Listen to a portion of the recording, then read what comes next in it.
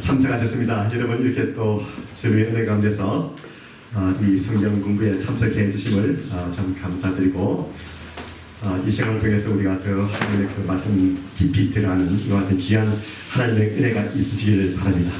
다 같이 한번 기도하겠습니다. 고마우신 우리 하나님 아버지 주님께 감사와 찬송과 영광을 드립니다.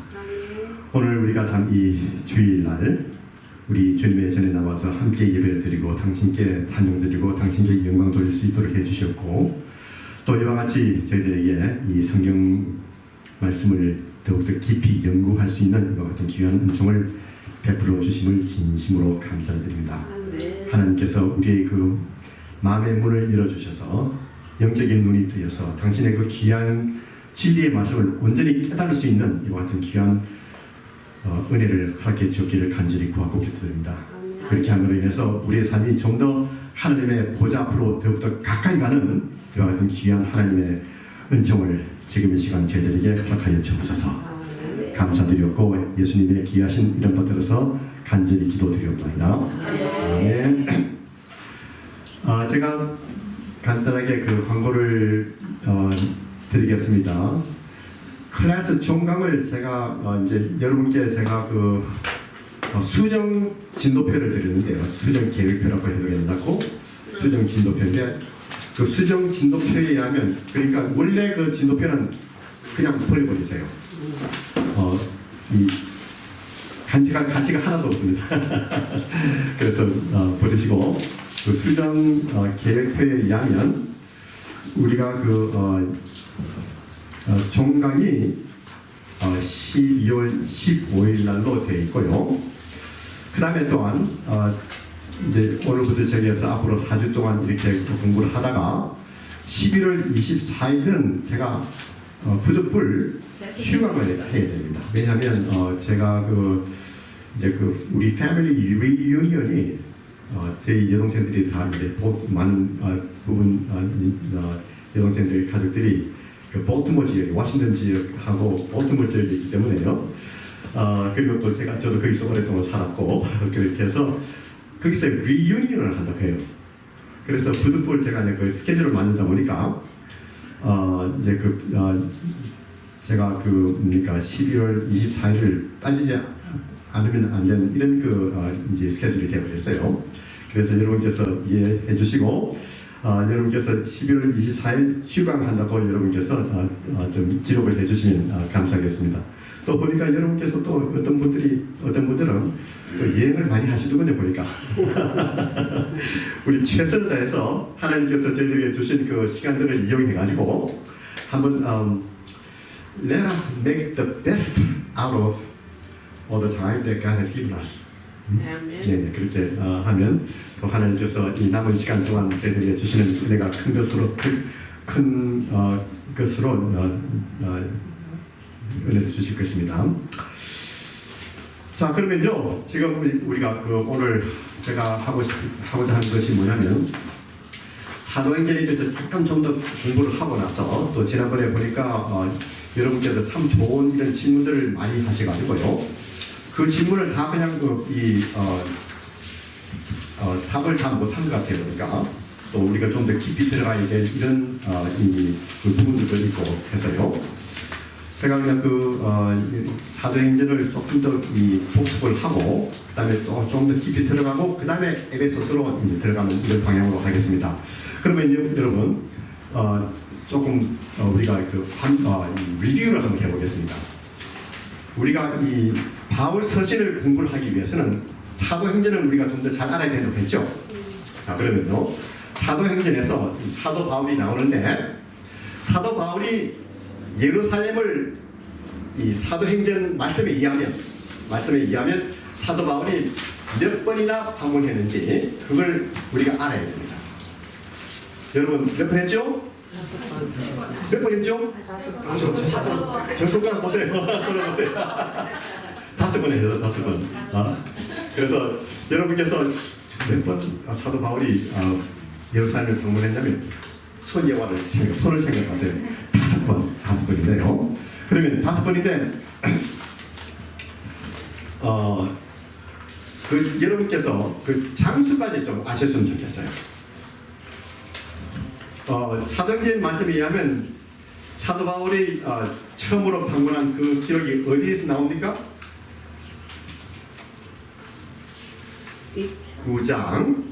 9장에 나오고, 그 다음에 11장이 나오고, 그 다음에 세 번째 15장이 나오고요. 그 다음에 네 번째가 18장에 나오고, 그 다음에 다섯 번째가 21장에 나옵니다. 그래서 9, 11, 15, 18, 21 이 장수는 여러분께서 꼭 알아주시면 감사하겠습니다. 근데 여러분 한번 해보세요. 9장, 11장, 15장, 18장, 21장. 여러분께서 어제 이제 이 사도 바울이 예루살렘을 방문했는지 그걸 이제 안내해 있어서 첫 번째 두 번은 참 쉬워요. 9장, 11장, 911 여러분 기억하세요. 911 오케이? 그리고 그 다음에 이제 15장, 18장, 21장으로 하시면 더 여러분께서 이해를 하기가 쉬울 겁니다. 자, 그러면요 사도 바울이 사도행전 이 말씀에 의하면 몇 번 전도 여행을 했습니까? 어쩌면 그렇게 잘하시는지 모르겠어요. 자, 전도 여행을 하면서 사도 바울은 전도도 하고 또 출판도 했어요. 출판. 그래서 한번 그 출판 전도 여행과 출판을 한번 우리 겸해서 공부를 해보도록 하죠. 자, 그러면 첫 번째 전도 여행이 사도행전 어디 나오죠? 13장에서 14장에서 나옵니다. 14장 나오고.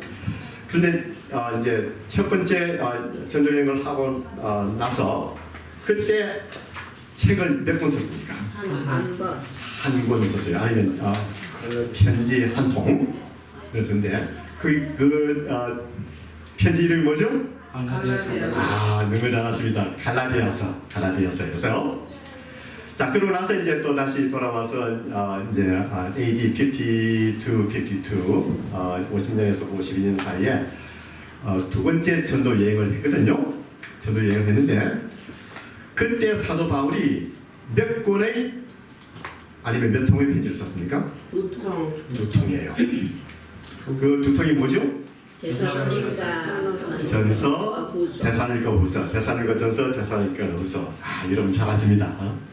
자, 그러면요 다시 돌아와서 이제 53년부터 57년까지 사도 바울이 이제 세 번째 전도 여행을 했는데 세 번째 전도 여행 하면서 사도 바울이 몇 권의 편지를 썼죠? 몇 통의 편지를 썼죠? 1, 2,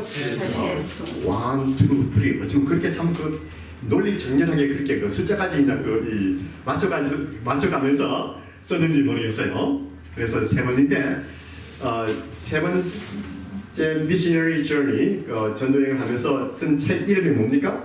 고린도 전서, 고린도 후서, 그다음에 로마서를 이제 쓰는데 그것이 아마 사도행전 20장 1절에서 3절 그때에 사도 바울이 조금 이 시간이 있을 때 쓰지 않았나 이렇게 생각을 하고 있습니다. 그렇게 하면서 이제 예루살렘 와서 예루살렘에서 핍박이 일어나서 또 잡히고 그러면서 또 가이사라에 가서 또 이제 또 잡혀서 또 이제 감옥 생활하고 그러다가 이제 그 사도 바울이 내가 그 가이사에게 상소합니다 이렇게 할 때 27장에 이 로마로 이제 제수로 끌려가는 그 모습을 우리가 보면서 여러 가지 그 풍랑을 많은 이 사건들을 우리가 이 27장을 통해서 있죠. 그러고 나서 이제 로마로 들어가는 이 전체적인 이 요약이 사도행전에서 나오는데요. 여러분께서 꼭 이렇게 공부를 하시고 또 계속해서 반복을 해주시면 대단히 감사하겠습니다. 자, 여러분께서 보니까 이 클래스에 참 이렇게 집중하시고 그 다음에 또 이 참 열심을 가지시고 공부를 하시니까 이와 같은 제가 이 말씀드리는 것을 다 기억을 하세요. 얼마나 감사한지 모르겠습니다. 자, 그러면요, 오늘은 제가 조금 더 깊이 들어가서 우리가 사도행전을 보면서 저는 이걸 구체적인 성경 연구 아니면 이 영어로 말하면 스페셜 스타디스라고 이렇게 이야기를 하는데요. 자, 그러면요, 우리가 사도행전 읽으면서 여러 가지 질문이 많이 있어요. 질문인데 그 중에서 몇 가지를 한번 제가 여러분께 말씀드리고 한번 우리가 이제 에베소서로 넘어가는 방향으로 하겠습니다. 그 사도행전 구체적인 연구에서 제가 여기에 대해서는 제가 교재를 준비를 미분을 하지 않았어요. 그런데 여러분께서 이제 쓰실 수 있으면 쓰시고 아니면 그냥 들으시면 또 되지 않을까 생각이 되는데요. 이제 첫 번째 질문이 뭐냐면 어떤 사람은 말하기를 사울이 다메섹 도상에서 예수님을 만난 후에 변화를 받아 그 사울이 바울로 바뀌어졌습니다. 이렇게 말씀을 하시는 분이 계십니다. 사울인데 변화를 받고 나서 바울로 바뀌었습니다. 여러분 이와 같은 설교를 들어보신 적이 있어요? 네. 예, 들으셨죠? 또 제가 인터넷에 끼워보니까 또 그렇게 주장을 하는 사람이 있어요. 이 말이 옳은 말인가 아니면 틀린 말인가? 옳은 말. 틀린 말. 틀린 말이다. 틀린 말이에요. 옳은 말이다. 옳은 말이나 옳은 말. 어떻게 맞아요? 틀린 말. 아마 제가 이렇게 질문을 하는 거 보면 좀 이상해서 그냥 답을 할 때 틀린 말이다 이렇게 하는 것이 정답이 아닌가 생각이 드는데요. 그래서 이제 보면 성경 말씀을 통해서 볼 때 it's false. 틀린 말이에요. 그러니까 이 사도 바울이 예수님을 만난 후에 변화를 받아서 바울로 바뀐 것이 성경적으로 이제 우리가 볼 때 그것이 사실인가 아닌가 여기에 대해서 저는 그것을 false를 하는데요.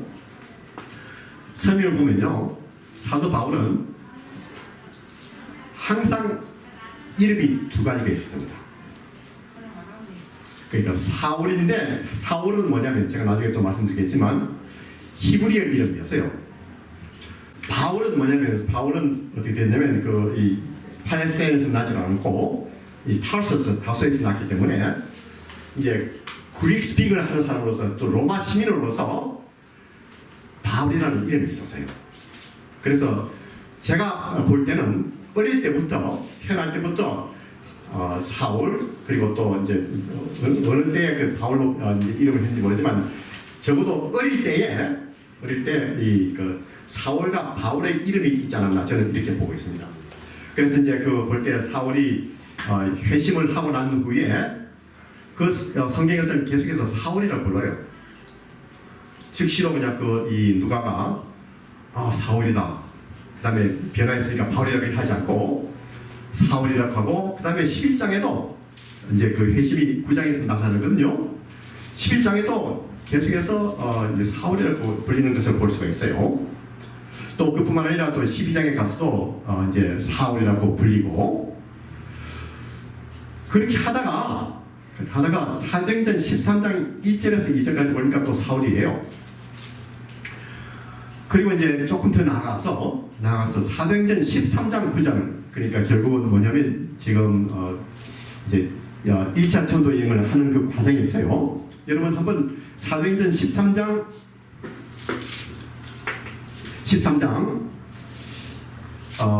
9절을 한번 보세요. 바울이라고 하는 사울이 성령이 충만하여 그를 주목하고 하는데 이렇게 계속해서 말씀하시는 것을 볼 수 있죠. 그래서 보니까 바울이라고 한 사울, so 영어로 말하면 also known as Paul이라고 했어요. also known as Paul. 여러분 여기서 우리가 알 수 있는 것이 뭐죠? 사울이 바울로 변했습니까? 아니에요. 항상 이름을 두 가지를 가지고 있습니다. 여러분 꼭 기억하세요. 그래서 여기 보니까 사울, 바울 두 가지 이름 가졌는데요. 그러면 그것은 무슨 뜻인가 하면요, 이 두 가지 이름을 가지고 있다는 것을 이제 우리가 볼 수 있겠고, 그 다음에 이제 그러면 질문이 뭐냐면, 그러면 누가가 13장 9절 이후로 사울을 바울이라는 이름을 쓰고 있는 것일까? 왜 이제 바울 자신도 그렇고 또 누가도 그렇고 자기 이름을 바울이라고 이름을 부르기로 했는가? 여러분 한번 생각해 보셨습니까? 왜 그럴까요, 여러분? 네. 사울은 뭐 예수 믿는 사람들 많이 죽였잖아요. 사울 이름으로. 그래서 근데 그럼에도 불구하고 이제 사도 바울은 이야기하기를 그리고 또 이제 그 유대인들이 말을 하기를 이제 사울이라고 불렀거든요. 이제 그 자기 자신이 예수님께로 돌아오고 난 이후로도 계속 사울 이렇게 한 것 같고요. 그래서 그 이유가 그보다 조금 더 깊은 이 이유가 있지 않은가 하는 이런 생각이 들어요. 왜 그렇게 했어요, 여러분? 한번 생각해 보세요.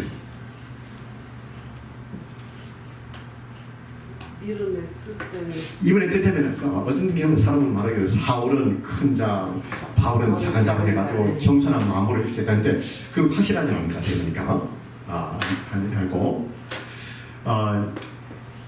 문제는 이 이유는 뭐냐면요, it is due to the change of the audience예요. 청중이 바뀌었기 때문에. 결국 뭐냐면 이때까지 계속해서 유대인들을 주로 향해서 이제 복음을 전가하고 이제 복음이 전파되는 과정에서 주로 예루살렘과 유다와 사마리아와 여기서 계속해서 유대인들 그리고 사마리아인들을 중심으로 해서 이제 이제 선교를 하고 목회를 했죠. 전도를 했는데 이제 13장 그리고 10장에서는 고넬료 사건을 위해서 하나님께서 이제 그 전도의 문을 이방인대로 연다는 그 사실을 10장에서 알려주시고요. 그 다음에 13장부터는 정식으로 이제 이 복음을 이방인에게로 이제 이방인에게로 가는데 하나님께서 누구를 사용하셨냐면 사도 바울과 바나바를 사용하신 것 같고요. 그래서 이제 이 새로운 어디에서 청중을 대하는 이런 면에서 사도 바울이 아마 생각했을 거예요. What name will be more appropriate? 내가 이 이름을 쓰는데 사람들 하여금은 이렇게 그릭 스피킹 사람들한테 있죠. 이 이름이 더 적합할까? 아니면 그 로마 사람들이 쓰는 파울로스 이렇게 그것이 더 적합할까 생각을 하다가 자기는 그 바울이라고 이 쓰기로 작성을 한 것을 생각을 할 수 있겠습니다. 여러분 이해하시죠? 예. 그래서 이제 그 사울은 히브리 이름이고 바울은 헬라 이름이라 이렇게 여러분께서 생각을 해주시면 감사하겠습니다. 그래서 사도 바울은 그 성경 말씀을 통해서 볼 때 이방인들을 위한 사도라고 이렇게 우리 예수님께서 말씀하시고 또 자기 자신도 자기 자신이 자기의 그 프라이머리 포커스가 뭐냐면 이방인들에게 복음을 증가하는 이런 사도라고 이렇게 자기 자신이 스스로 또 이야기를 하고 있거든요. 그래서 사도 바울이 이제 사울에서 바울로 이렇게 13장부터 바꾸는 이유는 뭐냐면 그 전도 목적을 위해서 이렇게 하고 있다는 것을 여러분께서 기억을 해주시면 감사하겠습니다. 혹시 여러분께서 영어 이름도 있으시고 또 한국 이름도 있으시면서 영어 이름도 가지고 계신 분 한번 말씀해 보세요. What is your English name? Eunice. 김원희 엄마. 그리고 또 Angie 또 있으십니까? 그러세요. 그럼 왜 제가 여쭤보는데 왜 그냥 하필이면 그냥 한국 이 아주 참 좋은 이름을 계속해서 쓰지 않으시고 왜 영어 이름을 채택하셨어요? 시민권 받을 때. 시민권을 받을 때. 그러니까 더 그냥 수월하니까. 미국 시민이니까 미국 이름. I see. 그리고 또. 영상을 발음 못해요. 그러니까 그렇죠. 춤. What's your name? Eunice. 춤. 유리에서 훨씬 낫겠네요. 그러니까. 그리고 또 Angie. 저는 뭐 한국 이름은 영수의 영하니까 그것도 싫어하세요. 이사람들하고 지내면서 부르기 쉽게끔 하는 그런. 예, 맞습니다. 맞아요. 그래서 저도 이제 이 해군에 와서 그리고 또 여기 미국에서 하이스쿨을 조금 다니면서요. 또 대학교 다니고 이렇게 하는 가운데서 사람들이 저를 이름을 성성 이승열 성성성성한데 그냥 노래를 부르는 사람인가. 제 이름도요. 예, 예. 오디언스를 위해서 바꿨어요. 제 이름이 여희인데 네. 미국에 와서 일을 하는데 여를 YEU라고 그랬어요. 그러니까 이 사람들이 미국 사람들이 전부 유희라고 그러는 거예요. 그래서 아야 유희 그러려면 유훌로 바꿔버려갖고 내 이름은 유후라고 그랬어요. 그 미국 사람들이 오디언스잖아요. 그 사람들은 왜 갖고 성경적이죠? 그렇죠. 참 그 편의에서 그렇게 꼭 그냥 그 바꿔야 되는 거니까 감사합니다. 아주 좋아요. 그리고 제 이름을 보면 이승열 성인데 이걸 어떻게 좀 쉽게 할까 하다가 성 이일승자 보니까 이긴다는 그 뜻이 뭐죠? 영어로 어떻게 되죠? Victor. Victor. That's a good name. 승 빅토리. 그리고 이제 저희 아버님께서는 이 성을 이렇게 참 잘 만드셨어요. RHE로 딱 막 만드셔가지고 Victor 하고 last를 붙이니까 Victory가 됐다고요. Victory. 그래서 우리 그 미국 사람들이 제 이름을 외우기가 아주 쉬워요. 그래서 학교에서도 그냥 Hello Victory, 학교에서 그냥 Hello Victory in Christ 이렇게 그냥 이름을 이제 그 별명 겸 이름 겸 이렇게 부르고 있어요. 그래서 제가 이렇게 빅터로 이렇게 쓴 이유가 뭐냐면 제가 코리안 커뮤니티 갈 때는 제 이름은 저는 이승열 목사입니다. 이렇게 제 자신을 소개를 하는데요. 학교 가서는 제가 My name is 이승열 이렇게 하지 않나고요. Hello, my name is Victory Christ Jesus 이렇게 하면 사람들이 너무너무 좋아해요. 그래서 저도 이제 저희 청중이 바뀌었기 때문에 이렇게 이제 그 이름을 바꿔서 이렇게 부르는데 그것이 제 이름이 되어버렸어요. 이와 마찬가지로 여러분, 제가 여기 이제 우리가 주시해야 될 사실은 뭐냐면 사울이 변해서 바울로 된 것이 아니고 어떻게 됐죠? 항상 그 이름이 있었는데 무슨 목적으로? 전도 목적으로 자기 자신이 스스로 이름을 바울로 이렇게 이제 채택해서 부르기로 한 겁니다. 여러분 이해하시죠? 네. 여러분 참 이해를 잘하십니다. 그래서 어떤 분이 그냥 이 사울에서 바울로 이렇게 변화를 받았다 이렇게 할 때는 조금 이렇게 생각을 좀 달리하시면서 또 다른 사람에게 알려주셔서 감사했습니다. 자, 그럼 두 번째는 뭐냐면요. 많은 기독교인들이 이해하기를 성령님께서 아시아에 복음을 전하지 못하게 하시기 때문에 복음이 아시아로 먼저 오지 않고 유럽으로 갔다가 돌아와서 아시아로 왔다. 여러분 이 말씀 들어보셨어요? 예. 보니까 많은 목회자들이 그렇게 이야기를 해요. 근데 질문이 뭐냐면 이 말이 옳은 말인가 틀린 말인가? 제가 이렇게 질문을 하시면 틀린 말이죠. 그러면 왜 그것이 맞지 않은가? 소아세가 다 아시아였잖아 처음에. 우리 제 집사님께서 너무너무 그 지리를 아시니까요. 또 하니까 너무너무 잘하시는 그 답이에요. 답. 그래서 이야기 대해서 우리 한번 봅시다. 지금도 보니까 어떤 목사님들께서 이렇게 가르치시는 분이 계세요. 그 제가 그냥 함부로 그냥 그 목사님 틀렸습니다 이렇게 말씀도 제가 못 드리고 참 고민만 이렇게 하다가 그냥 그만뒀는데요. 그래서 어떻게 되냐면 사도행전 16장 6절에서 10절 말씀을 보니까 어떤 말씀이 있는가 하면요. 제가 한번 6절을 한번 읽어볼게요. 성령이 아시아에서 말씀을 전하지 못하게 하시거나 이렇게 했습니다. 그래서 부르기아와 갈라디아 땅으로 다녀가 무시아 앞에 이르러 비두니아로 가거든 했을 때 예수의 영이 허락지 아니하는지라. 그렇게 해서 이제 결국은 뭐냐면 이제 마게도니아로 간 그 사실을 우리가 볼 수 있어요. 그래서 이것을 보면서 성령님께서 아시아에게 복음을 전하지 못하기 때문에 이 복음이 아시아로 가지 않고 유럽으로 갔다가 다시 돌아왔다 이렇게 이야기를 합니다. 그런데 우리가 그 성경 말씀을 통해서 보면요 틀린 말이에요. 잘못된 이해인데요. 왜 그러냐면 여기 이 사도행전 16장 6절에서 7절에 맞아 보니까 아시아의 말씀 금지가 나오죠. 근데 그 아시아는 우리 집사님께서 말씀하신 것 같이 지금 우리가 사는 그 아시아 지역이 아니고 중국, 한국, 일본이 아니고요. 아니고 그때 당시에 유럽 바로 옆에 있는 그 소아시아를 아시아라고 불렀습니다. 아시아라고 불렀다고요.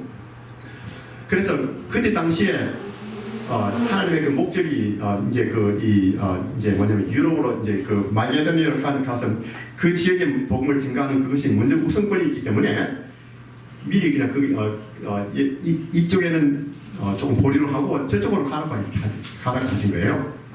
그러다가 사도행전 18장 19절 말씀 보니까 사도 바울이 다시 에베소로 오는 것을 볼 수가 있어요. 에베소가 어디죠? 어디 있죠? 터키. turkey 있는데 에베소가 그 아시아 지역에 있다고요. 아시아 지역에, 소아시아 지역에. 그래서 다시 돌아온 것을 볼 수가 있어요. 그 다음에 또한 그 에베소에서 말씀을 증거하면서 오랫동안 이제 3차 전도 제가 좀 이 스펠링이 잘못됐는데 전도 여행 때 이제 2년 그리고 3년 동안 이 말씀을 증거한 것을 볼 수가 있어요. 그래서 여기 이 질문은 왜 되죠? 왜 오케이 이제 틀린 말이라는 것을 아시고요. 여기 그 지도를 보면 여기에 이제 유럽이 이제 이쪽에 있죠. 여기 아시아가 있어요. 그 중에 하나가 에베소스가 있고 이렇게 있는데요. 우리가 살고 있는 아시아는 어디요? 아주 극동이에요. 극동. 여기 보세요. 여기 에베소가 있고 여기가 유럽 쪽으로 가는 이죠. 여기가 아시아라는 거 사실 여러분께서 기억을 하시면서 이것은 틀린 말이라고 하는 것을 여러분께서 기억을 해주시면 감사하겠습니다. 여러분 이해하시죠? 예. 그래요. 재밌으니까 재미없어요. 재밌어요. 참 제가 이렇게 해도 이 성경 공부가 왜 이렇게 재밌는지 모르겠어요. 참 하나님께서 주신 이 말씀이 너무너무 좋아가지고 그냥 이 성경 말씀을 공부를 하다 보면 I am so excited. 이렇게 참 말씀이 재미있는가? 이렇게 해서 공부를 계속해서 연구를 하게 됩니다. 자, 그러면 또 하나의 질문이 뭐냐면요, 여러분. 이 말씀은 조금 힘들어요. 힘든데 어떤 권사님께서 아마 김경자 권사님이었나 생각되는데요. 질문을 하셔서 제가 이걸 또다시 조금 더 그냥 깊이 다루기로 했는데요. 사도 바울이 이 사도행전 9장 25절에서 26절을 한번 보세요, 여러분. 사도행전 9장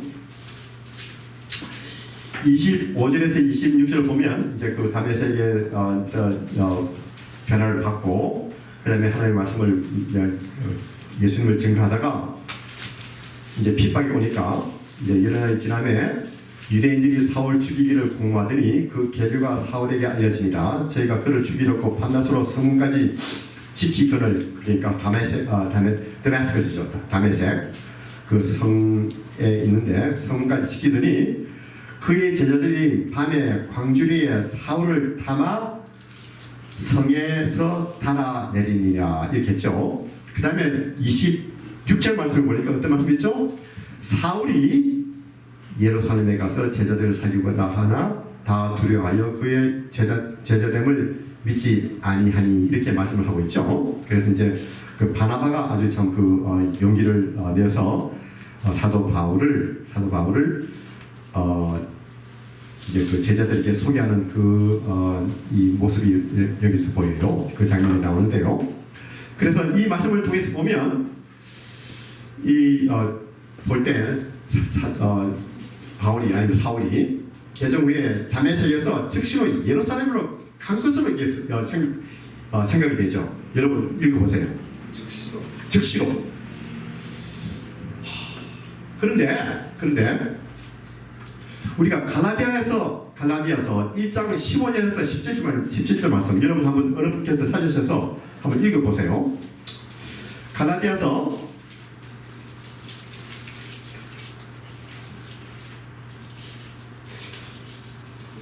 1장 15절에서 18절까지입니까?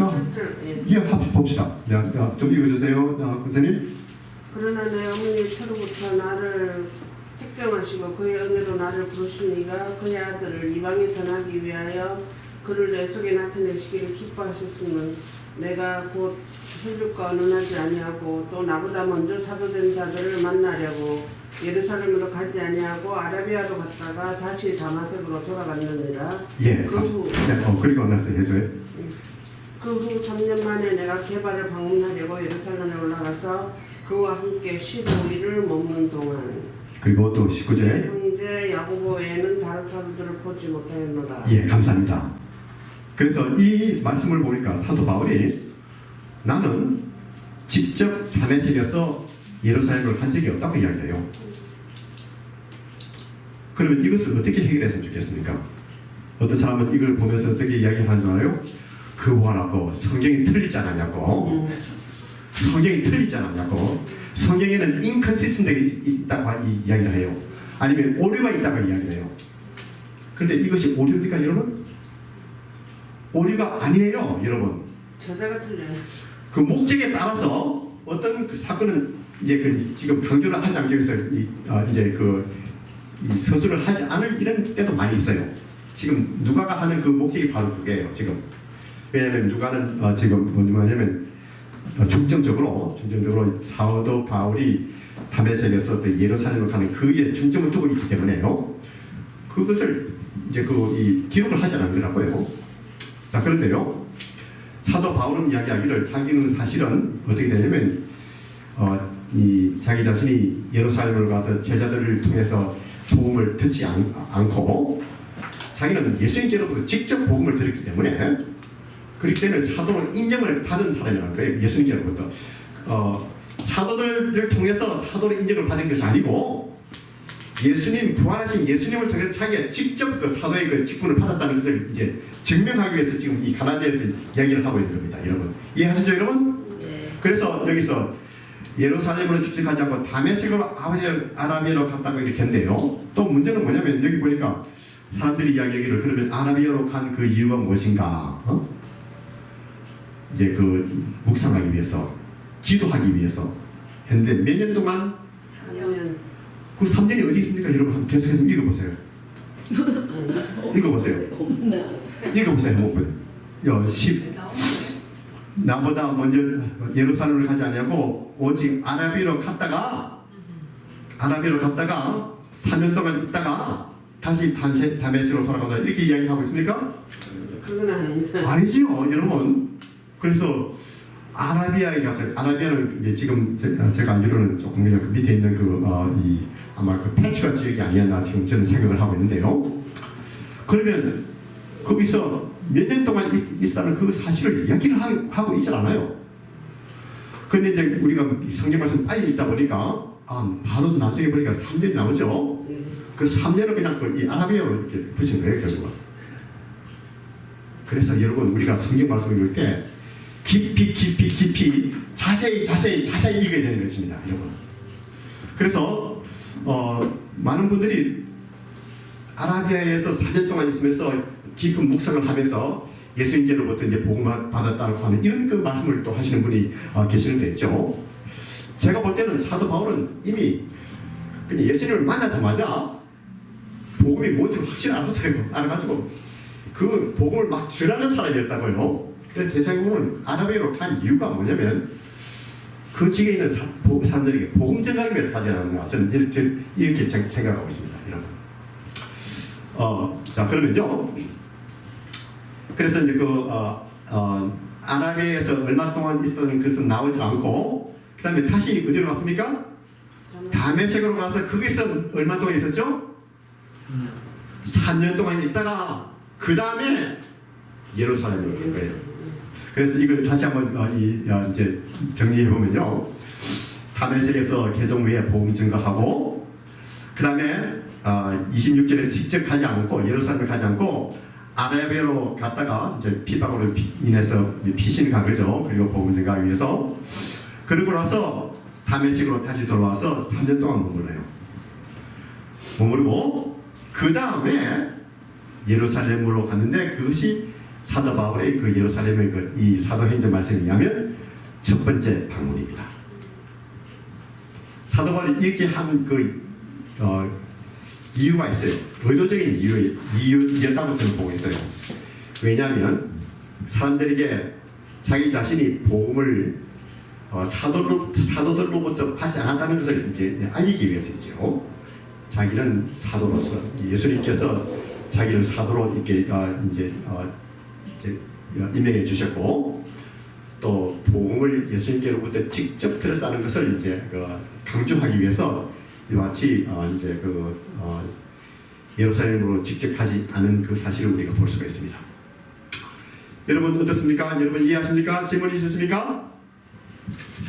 근데 여기서 어떻게 뭘 목적은 개발을 방문하려고 예루살렘으로 가는 거잖아요. 예. 그런데 어떻게 야고보만 만났다? 예, 그때 서컴스턴스가 아마 개바가 그때 당시에 사람들이 이제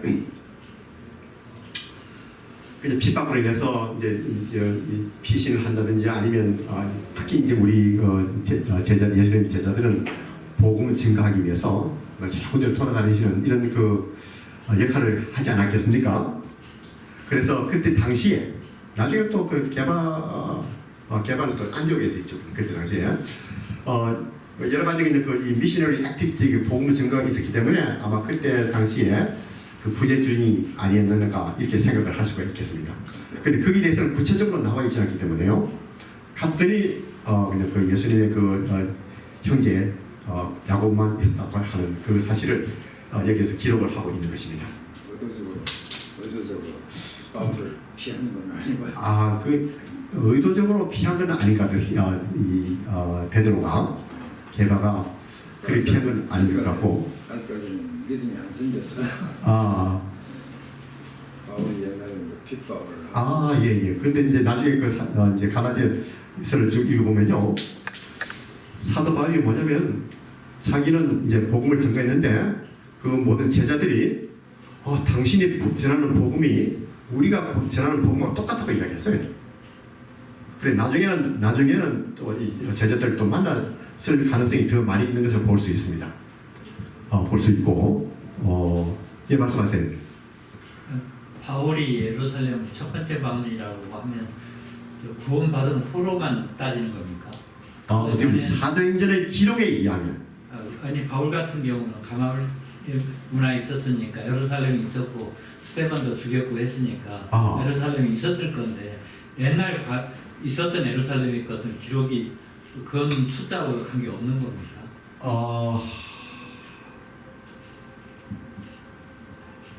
이제 스데반이 이제 순교를 당할 때 스데반이 예루살렘에서 순교를 당했는가? 예루살렘 성 바로 밑에서 했다고 하고 기념기도 거기 있고 하지 않습니까? That's a good question. Good question. 근데 이제 예루살렘으로 갔다는 이런 기록이 있죠. 근데 거기에 대해서는 확실히 나와 있지 않아요. 근데 그리고 가만히 그러니까 이렇게 되거든요. 예루살렘과 유다와 이제 사마리아 이렇게 돼 있으니까요. 꼭 거기가 예루살렘이라고 이렇게 우리가 핀포인트는 할 수가 없는 것 같아요. 그러니까. 그래서 그 질문 참 이제 아주 그냥 이 좋은 질문이고 아주 그냥 예리한 질문인데요. 질문인데 볼 때 이제 사도 바울이 예루살렘을 갔다는 기록이 있죠. 그 기록은 9장부터 나온다는 그 사실을. 근데 이제 우리가 알아야 될 사실은 뭐냐면 사도 바울은 그 삶을 그냥 예루살렘에서 보낸 사람이에요. 예루살렘에서 가마리엘 밑에서 참 이 가르침을 받고 학교를 다니는 사람이기 때문에요. 물론 그냥 왔다 갔다 했겠죠. 했는데 이제 이 복음 전의 목적을 위해서는 이제 사도행전 말씀을 통해서 볼 때 이제 5번 예루살렘 방문했다는 그 기록이 구체적으로 분명히 나와 있는 것을 볼 수가 있습니다. 근데 그 참 질문 참 좋은 질문입니다. 그래서 여러분께서 이런 질문을 자꾸 해주셔야 돼요. 또 성경 말씀을 통해서 깊이 읽으면서 또 질문 있으면 또 이렇게 질문을 해주시면 감사하겠습니다. 그래서 9장부터 이제 그 사도 바울이 구체적으로 예루살렘으로 갔다는 이와 같은 기록이 있다는 것을 여러분께서 기억을 해주시면 감사하겠습니다. 또 다른 질문 있으세요, 여러분? 감사합니다. 자, 그러면요, 이제 앞으로 또 보니까 또 중요한 이슈가 또 하나 있어요. 이슈는 있는데 그게 뭐냐면 성령 세례가 무엇인가? 이제 사도행전 2장 말씀을 보니까 이제 성령 충만, 성령 세례가 나오고 있는데죠. 또 여기에 그냥 관해서 또 질문을 할 수 있는 그 질문이 뭐냐면 성령 세례는 믿음으로 성숙했다는 것을 보여주는 증거인가? 아니면 성령 세례는 거듭 반복해서 일어나는 하나님의 역사인가? 또 이제 성경 말씀 전체를 보면 사도 바울 서신의 서신을 보면요, 성령 충만의 말씀이 나오죠. 그러면 성령 세례와 성령 충만과의 차이점은 무엇인가? 여러분 궁금하죠, 여러분? 여러분 여기에 대한 질문, 이 질문에 대한 그 답을 다 알고 계세요, 여러분? 조용하시는 거 보니까 이렇게 모르시는 것 같네요. 이 질문을 제가 답을 해보도록 노력을 하겠습니다. 근데 지금은 시간이 없어요.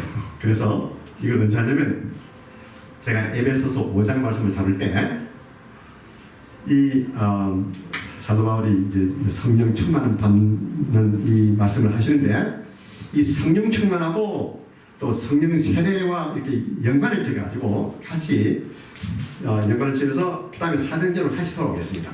돌아와서 그 성령 세례가 무엇인지 그것을 확실하게 좀 우리가 좀 성경 말씀을 통해서 우리가 공부하는 시간을 가지도록 하겠습니다. 그래서 여러분께서 꼭 기다려주세요.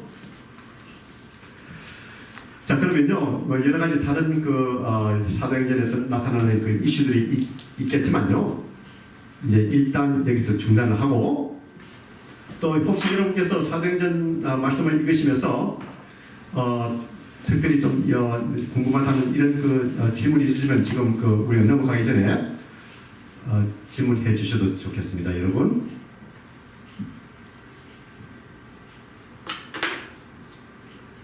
예, 없으세요? 감사합니다. 없으시면 이제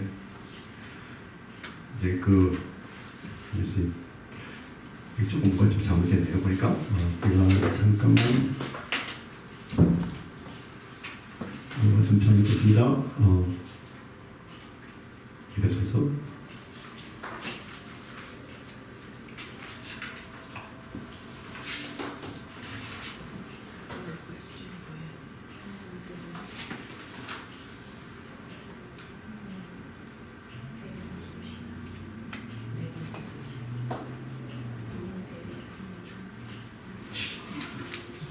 제가 준비를 했는데요. 잠깐 기다려주세요. 왜 이것이 되지 않은지.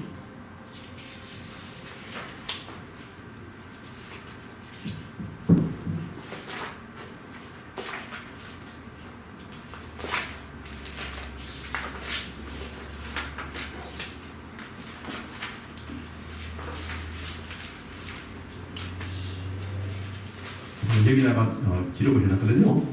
근데 이게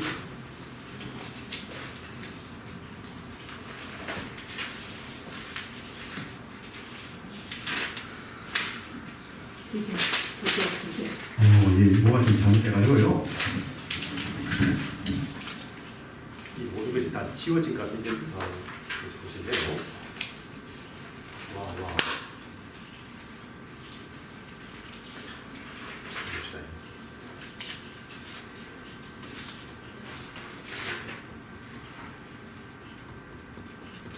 해주세요.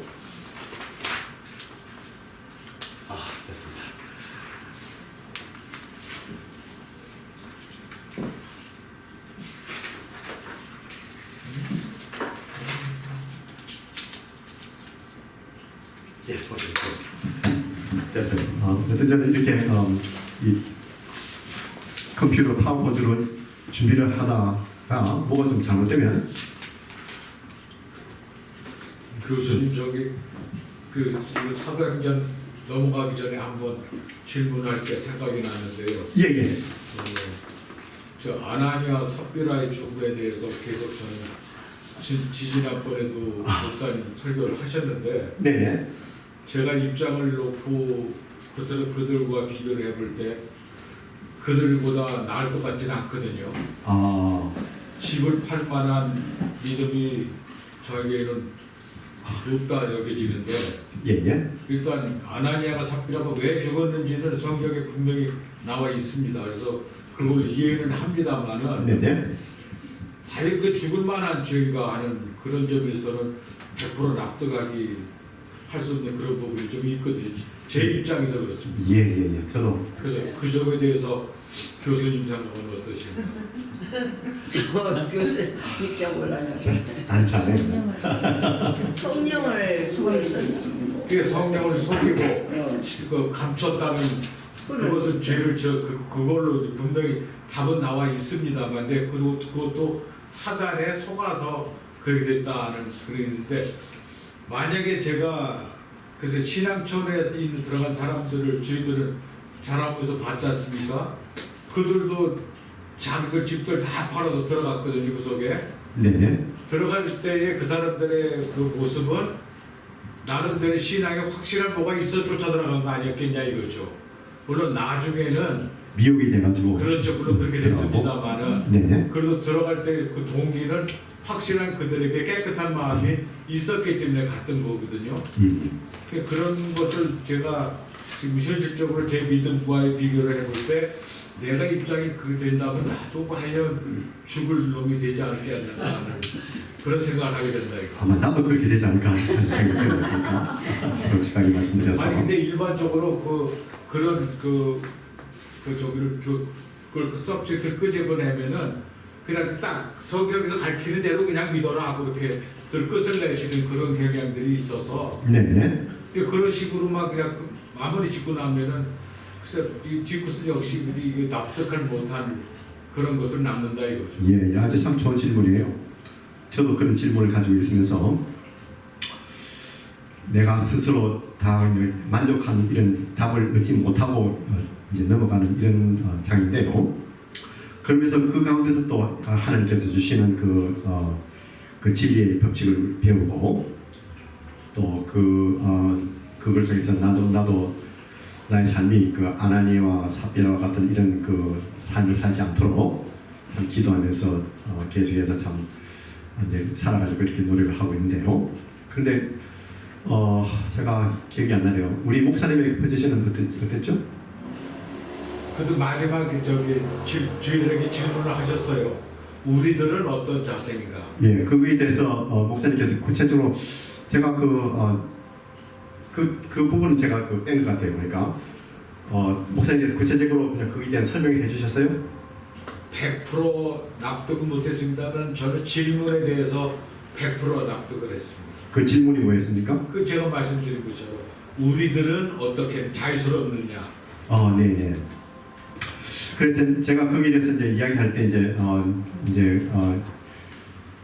첫 번째로 우리가 이제 그 말씀을 통해서 우리가 참 생각할 수 있는 것은 뭐냐면 우리가 배워야 될 그 교훈이 무엇인가? 그 교훈은 무엇이겠습니까? 결국은 우리가 그냥 하나님께 우리 자신을 헌신할 때 우리의 그 올바른 동기를 하나님께서 보시기 때문에 그렇기 때문에 참 우리가 좀 헌금을 조금 하든지 많이 하든지 거기는 상관없이 성경에서는 하나님께서는 즐겨내는 자를 좋아하신다 그렇게 말씀하셨으니까요. 사도 바울이 그렇게 말씀하시고 인색함으로나 억지로 하지 말고 그리고 또 우리의 삶 속에서 남에게 그냥 그 보이기 위해서 내가 헌금을 했는데 내 이름이 왜 없지? 그 주보에 이름이 나와 있지 않은 곳에서 좀 이렇게 섭섭해하는 이런 경향이 있지 않습니까? 그래서 이 말씀을 통해서 내가 얻는 그 교훈은 무엇인가면요. 교훈은 무엇인가면 내가 하나님께 예물을 드릴 때 그리고 또 내가 참 하나님을 위해서 헌신을 할 때 이것이 남에게 드러나게 하기 위해서 하는 것인가 이 동기에 대해서 이야기를 하는 거예요. 아니면 참 나에게 순수한 동기가 있는가 그걸 항상 점검해보는 이런 참 좋은 이런 장이라고 저는 생각을 하고 있습니다. 그래서 참 이 말씀을 통해서 우리 자신이 스스로 참 내가 이 하나님께 헌금을 드릴 때도 물질을 하나님께 바칠 때도 참 올바른 동기, 좋은 동기 그리고 남에게 보이려고 하는 이런 그런 생각보다는 그냥 뭐 헌금하다가 또 딴 사람이 알 수도 있어요. 그러면 뭐 괜찮고 그리고 또 이제 이 사람들이 이야기하면 To God be the glory, 하나님께 영광 돌리자고 이렇게 하고 넘어가는 거예요 결국은. 근데 여기서 볼 때 이 아나니아와 삽비라가 이 동기가 왜냐하면 그때 당시에 많은 이제 특히 바나바가 땅을 파가지고 주니까요. 바나바는 아마 내 전체를 집을 전체를 다 팔아고 가져왔으면 이렇게 이야기 안 했을 거예요. 내가 어느 지에 땅이 있는데 그 땅이 이제 땅을 이 주님의 일을 위해서 바친다 이렇게 했을 거예요. 그런 면에서 그 생각한 것과 말한 거하고 이 바친 거하고 이 생각이 똑같다고요. 결과가. 근데 그걸 보면서 사람들이 그렇게 할 때 그것도 이제 공개적으로 했어요. 공개적으로. 그래서 바나바를 칭찬했다고요. 그런데 그걸 가만히 보면서 나도 좀 칭찬 좀 받고 싶다. 아마 그런 생각이 들지 않았는가 이렇게 생각이 됩니다. 여러분 어떻게 생각하세요? 그래서 그래서 그렇게 해서 그럼 우리도 그렇게 한번 해보자. 이렇게 해서 서로 의논을 하면서 아마 그렇게 해서 그 나쁜 동기를 하나님께서 보시고 우리 성령님께서 그걸 보시고 사도 베드로에게 그걸 직접 알려주시고 그것으로 인해서 이와 같은 혹독한 심판을 주시지 않았나 하는 이런 생각이 들거든요. 그래서 우리의 교훈이 뭐냐면 우리 자신을 항상 점검하자.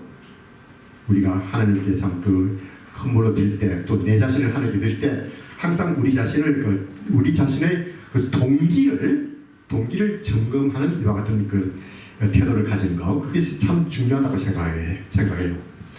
그 다음에 그렇게 해도 문제가 아직까지 해결되지 않는 게 뭐냐면 그러면 지금도 그러면 하나님께서 그렇게 혹독하게 벌을 하시는가? 그렇게 하다 보면 우리 여기 계신 분 중에서 살아남는 사람 한 사람도 없을 것 같아요 보니까. 아멘. 왜냐면 계획을 했다가도 좀 생각이 바뀌어서 또 다르게 하기도 하고 한 이런 경우 많지 않습니까? 그렇다고 해서 그냥 하나님께서 여러분께 갑자기 이 뭡니까 벌을 주시거나 아니면 이 송곳을 톡 찌르거나 이렇게 하지 않지 않습니까? 아니 일렉트릭 샥을 주든지 이렇게 하지 않지 않습니까? 자 그런 면에서 참 하나님께서 참 좋으신 분이다. 우선 그날 9월 22일이었거든요. 아나니아 기도에 제가 노트를 보니까 남편 결혼은 기다려주시는 하나님 은혜에 감사하라는 그 말씀. 기다려주시는 하나님 은혜에 감사하라. 내가 하나님을 두려워하라. 그러니까 반면교사로 삼으라는. 잘하셨습니다. 목사님께서 참 잘하셨어요. 근데 이제 제가 좀 신학적으로 이제 조금 더 깊이 가보면요. 왜 하나님께서 그렇게 아나니아와 삽비라에게 그와 같은 이 혹독한 이런 죽음의 이제 형벌을 내리셨을까 이렇게 생각해 볼 때요. 제가 이것을 하면서 이제 구약으로 돌아가봐요. 구약으로 돌아갈 때 하나님께서 이제 모세를 통해서 무엇을 주셨죠?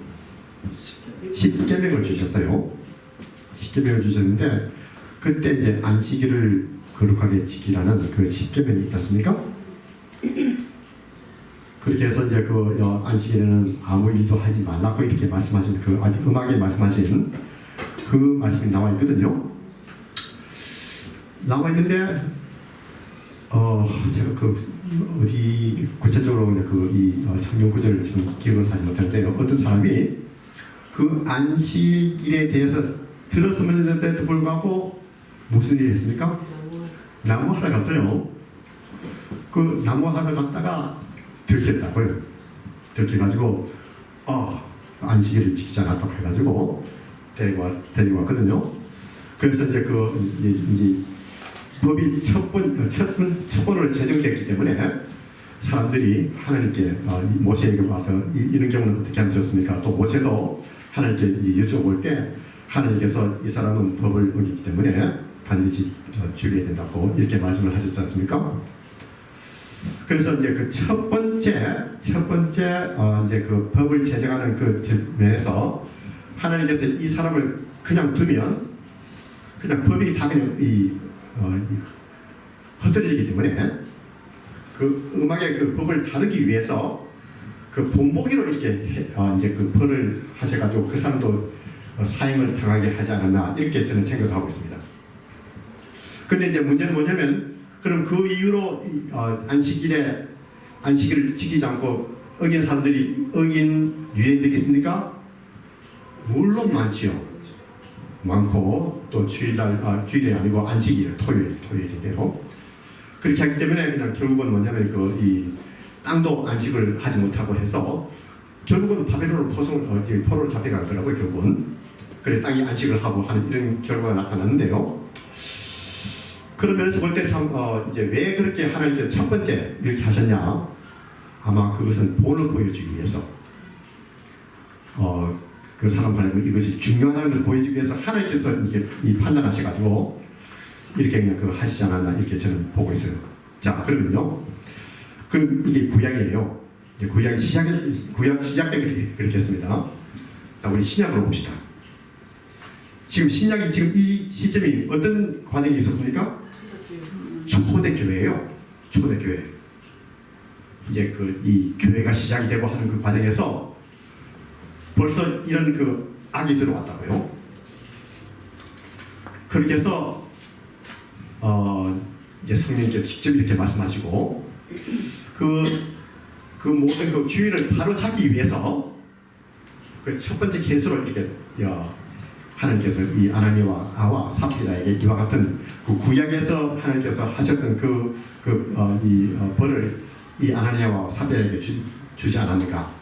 이게 이렇게 저는 생각하고 있습니다. 여러분 이것이 수긍이 가십니까? 네. 하면서 그래도 누구 하시다 이런 생각이 들죠, 여러분. 근데 it's God's decision. It's a decision of the Holy Spirit이에요. 그렇다고 해서 내부마다 우리 성령님께서 우리 하나님께서 똑같은 방법으로 이렇게 그냥 벌을 하시냐? 그렇지는 않은 것 같아요. 어떤 때는 또 그렇게 이제 그 헌금을 내겠다고 했는데 안 해줄 경우는 또 뭐가 좀 사업도 잘 되지 않고 또 그냥 어떤 사람은 돈을 잃어보기도 하고 하는 이런 이야기를 또 많이 들어요. 또 어떤 경우는 또 그렇지 않은 경우도 또 있어요. 그래서 참 이걸 볼 때 이 말씀을 통해서 내 자신을 볼 때 God is so gracious. 참 하나님께서 나에게 그 아나니아와 삽비라에게 이제 주신 방법으로 막 우리 제 자신을 그리고 또 이제 이 모든 성도님들 다루시면요. 신앙생활을 너무너무 힘들 것 같아요 보니까. 그런데 참 하나님께서는 참 이 가운데서 자비와 긍휼을 베푸셔서 참 우리가 이런 일이 있을 때 내 자신을 항상 내 자신의 그 동기를 점검해보고 또 내가 참 올바른 믿음의 생활을 할 수 있도록 이렇게 하시는 이런 지침서로 만들어지지 않는가 하는 이런 생각이 들고 있습니다. 장로님께서 질문을 참 잘하셨어요. 잘하셨고 또 제가 여러분께 드린 설명이 어떻게 조금이라도 이해가 가시고 수긍이 가십니까? 네. 예. 제가 한 그 말씀 설명드린 그 말씀에 대해서 동의를 안 해도 괜찮아요. 안 해도 괜찮은데 한 가지 우리가 알아야 될 사실은 뭐냐면 이 말씀을 통해서 내가 배울 수 있는 것이 무엇인가 이것을 이제 생각하면서 계속해서 우리 자신을 점검하고 또 그뿐만 아니라 참 우리의 삶 속에서 참 참 모든 면에서 참 그 이 좋은 동기를 가지고 참 주님을 섬기도록 이렇게 참 노력하는 이와 같은 그 마음의 자세를 가지고 우리가 살아가야 되겠습니다. 여러분께서 참 너무 좋은 질문, 중요한 질문을 해주셔가지고요. 보니까 벌써 시간이 다 지나가고 있어요. 근데 참 이렇게 우리가 시간을 좀 이게 내가면서 그냥 내가 이 진도를 오늘은 여기서 여기까지 꼭 나가야 된다 이런 그 규정이 없이 그런 제한이 없이 이렇게 여러분께 자유롭게 질문하시고 또 제가 이게 답을 하는 이 자체가 참 좋은 이런 그 성경 공부라는 생각이 드네요.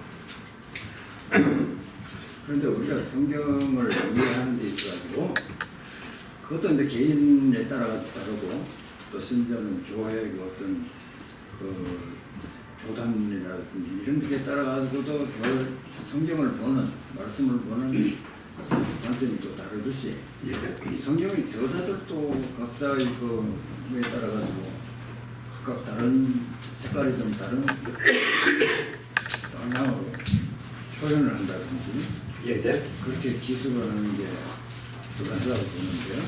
예, 지사님 좀 질문 받으셨어요. 네, 거기에 답을 했는데 가령 예를 들어서 이제 그 마태, 마가, 누가, 요한 볼 때 그냥 그 이 사건을 서술하는 또 사건을 보는 관점이 틀린 점이 또 많이 있어요.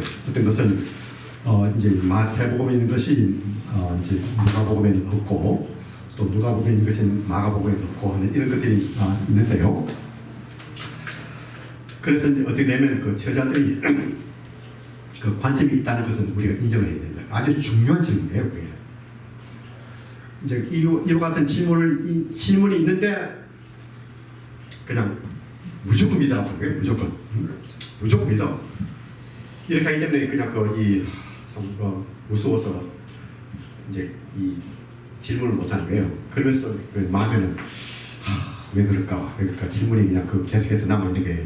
아마 우리 집사님께서 그런 질문이 남아 있는 것 같은데 보니까요. 그래서 이제 우리가 성경 말씀 절대 무오한 흠이 없는 잘못이 없는 하나님의 그 말씀이라고 할 때는요. 이것이 또 성경 말씀이 어떻게 쓰여졌고 어떻게 전해졌냐 여기에 따라 달리는데요. 하나님께서는 인간의 그 모든 지식을 사용하시고 모든 인간을 사용하시고 또 모든 사람들이 모든 은사를 사용하시고 또 거기다 은사를 더 주시고 이렇게 해서 또 표현도 틀리고 하지만요. 그것을 통해서 하나님 말씀을 우리에게 주신 거라고요. 그래서 이제 마태복음을 읽어보고 마가, 누가, 요한복음 읽어봐도 좀 이렇게 틀지만 결국은 뭐냐면 우리 동의를 하는 게 뭐냐면 이것은 하나님께서 우리에게 주신 그 말씀이라고 하는 사실이죠. 그 사실을 우리가 깨달을 수 있게 되거든요. 그리고 또 어떤 많은 경우는 좀 틀리다고 해가지고 이 말씀이 상반된다고 해가지고 말씀을 틀리다고 하는 there is error, there are errors in the Bible이라고 하는데요. 꼭 그것이 우리가 잘못됐다고 이렇게 결론을 내리기 전에 조금 두고 보자고 문제는 뭐냐면 여러분 이게 참 중요합니다. 문제는 뭐냐면 문제가 이 성경 말씀에 있는 게 아니고 그 문제가 뭐냐면 우리의 이해가 부족하다는 겁니다. 여러분 이해하십니까? 그래서 지금 이렇게 말씀을 이제 우리가 연구를 할 때 우리의 그 모든 백그라운드가 부족하고 이렇게 하기 때문에 여러분 이 문화적으로 그리고 또 시간적으로 차이가 많이 나기 때문에요. 아직까지 우리가 성경에 쓰여졌을 때에 그 모든 상황을 우리가 다 이해를 못하거든요, 여러분. 그렇기 때문에 우리가 성경 말씀을 이해를 하는데 조금 이렇게 어려움이 있고 또 이제 어떤 때는 결론을 내릴 때 그냥 성경이 잘못됐다고 이렇게 결론을 내지만 사실은 성경이 잘못된 것이 아니고 그냥 우리의 이해가 부족하기 때문에 함부로 그렇게 이 결단을 내릴 수는 없습니다. 여러분. 그래 저희 그 포지션은 어떻게 되냐면요. 성경 말씀은 변함이 없는 진리의 말씀이라는 것을 저는 확실히 믿고 있어요. 그러면 어떤 경우는 좀 힘든 난제가 있죠. 그것은 어떻게 하냐? 한번 연구를 해보자고 하는 거예요. 저는. 그래서 저는 이것을 위해서 제가 막 많은 시간을 보내가지고 연구를 한 겁니다. 하면서 나다른 대로 내리는 결론은 뭐냐면 이같이 어려운 점이 해석이 될 수 있다, 설명이 될 수 있다는 것 사실. 이런 설명을 계속해서 하다 보면 그냥 나이가 들어서 그냥 죽는 거예요, 결국. 그리고 완전히 우리가 참 이 설명을 하지 못하고 우리가 주님께로 가는 이런 결과를 가지고 오는데요. 그래서 이제 우리가 생각할 때 성경에서 이제 이 여러 가지 이해를 하기가 힘든 부분이 있다는 것을 항상 인정을 하고 우리가 나가도록 합시다. 그리고 그 인정하는 성경이 이제 이해를 못한다고 해서 something is wrong with the Bible 이런 결론을 내리는 대신에 하나님의 말씀은 절대적으로 맞는 말씀인데 나에게 이해가 부족하기 때문에 내가 좀 더 말씀을 연구를 해야겠다. 내가 또 이 성경공부에 와서 공부 시간에 와서 또 공부를 해야겠다 하는 이런 걸 생각가지고 그것을 위해서 또 참고서도 보고 또 주석도 보고 이렇게 하면서 또 연구도 하면서 이렇게 나가야 되는 거예요. 아멘입니다. 예. 역시 인생이 짧기 때문에 예. 제한된 걸 가지고 이해를 안 하니까. 예, 맞습니다. 그러는 가운데서 어떻게 되냐면요. 계속해서 연구를 하다 보면 비록 내가 다 이해를 다 못한다 할지라도 그 결과가 나옵니다. 그 연구를 통해서 어떤 결과가 나타나냐면요. I become more like Jesus Christ예요. 그걸 통해서 내가 I have a better understanding, better appreciation of God's word. 내가 하나님의 말씀을 좀 더 이해를 하게 됐다고 하는 이런 이 마음을 가질 수 있게 되는 겁니다. 이렇게 하다가 우리가 주님께로 가는 거예요. 그런데 이제 그 말씀에 있는 그 경우하고 내 현재 내 일생에 그게 대입을 해가지고 문제를 갖다가 볼 때는 그게 참 힘들어요. 왜냐하면은 어떤 예언은 그냥 바로 응답이 될 수도 있는 거고 또 어떤 건 몇십 년, 또 어떤 건 몇백 년 후에 그게 나타나는 경우도 없잖아요. 예, 예. 그런 경우를 봤을 때 예. 모든 것이 다 합력해서 선을 이룬다 이러면은 그건 잘못된 게 하나도 없어요. 모든 게. 그러니까 이제 거기 기초를 둬가지고 하나님의 말씀을 절대 모호하다 이렇게 보면은 그거는 완전히 신명기적인 어떤 그런 말씀이 하나도 틀린 게 없어요. 그런데 실제로는 그게 안 맞는 경우가 아까 말씀대로 그런 것도 여러 가지 사례를 볼 수 있잖아요. 그러니까 우리가 완전히 그렇게 모든 걸 좀 알레고리컬하게 그렇게 이해를 한다면은 그 성경 말씀을 갖다가 아주 이상하게 또 예. 그래서 어떻게 되냐면요. 그래서 이제 지금 집사님께서 질문하신 걸 제가 이해합니다. 그래서 우리가 앞으로 며칠 동안 성경 공부를 하면서요. 계속해서 그 문제를 다뤄보도록 합시다. 해가지고 우리가 좀 더 참 그 하나님의 말씀 깊이 우리가 들어가는 이와 같은 하나님의 은혜를 경험하도록 하겠습니다. 여러분께서 너무 질문을 잘 해주셔가지고 오늘 제가 원래 계획하는 그 계획을 하지 못했어요. 그렇지만 it's okay. 괜찮아요. 그래서 여러분께서 계속해서 질문해 주시고 또 다음 주에는 우리가 에베소서를 좀 더 이제 직접 들어가서 말씀을 연구를 해보도록 하겠습니다. 주는 질문 않겠습니다. 질문하세요. 지금 아마 다음 주에 또 질문이 계속해서 나올 거예요. 질문이 없으면 여러분께서 배우지를 못합니다. 그리고 또 저는 여러분께서 질문하는 것을 참 좋아합니다. 감사합니다. 예, 그렇게 하셔가지고요. 좀 이렇게 서슴없이 질문하고 또 제가 질문을 하고 못하면요. 아직까지 그 질문의 답을 모른다고 제가 여러분께 말씀드릴게요. 그리고 내가 연구를 해가지고 여러분께 가져와서 또 그 질문의 답을 드리고 이렇게 할 테니까요. 여러분께서 질문을 계속해서 이렇게 하시면서 우리가 성경 공부를 하도록 하겠습니다. 없으시면 우리 잠깐 기도드리고 그마치도록 하겠습니다. 하나님 아버지 감사와 찬송과 영광을 돌립니다. 이렇게 당신께서 우리들에게 그 말씀을 주셔가지고 이 말씀을 통해서 우리가 믿음의 생활을 할 수 있는 이와 같은 귀한 은총을 베풀어 주심을 진심으로 감사드립니다. 하나님 아버지 간절히 구하고 기도하나니 여기에 모이신 우리 귀한 성도님들 이들의 그 마음속에 우리 하나님을 더욱더 사랑하고 당신의 말씀을 더욱더 깊이 연구하고자 하는 이와 같은 간절한 열망을 허락해 주시기를 간절히 구하고 기도드립니다. 그렇게 함으로 인해서 우리의 그 삶이 당신의 말씀을 더욱더 깊이 깨닫고 하나님의 보좌 앞으로 더욱더 가까이 가는 우리 삶이 될 수 있도록 도와주셔서 이번 한 주간도 우리 하나님께 맡깁니다.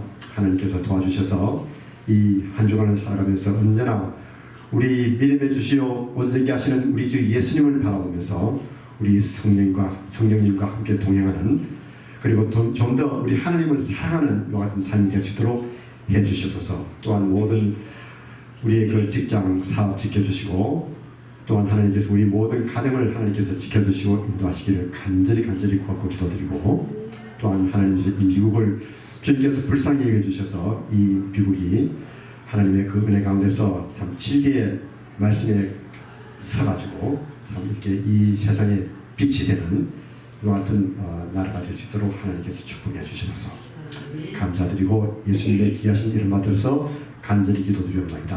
아멘. 여러분 감사합니다.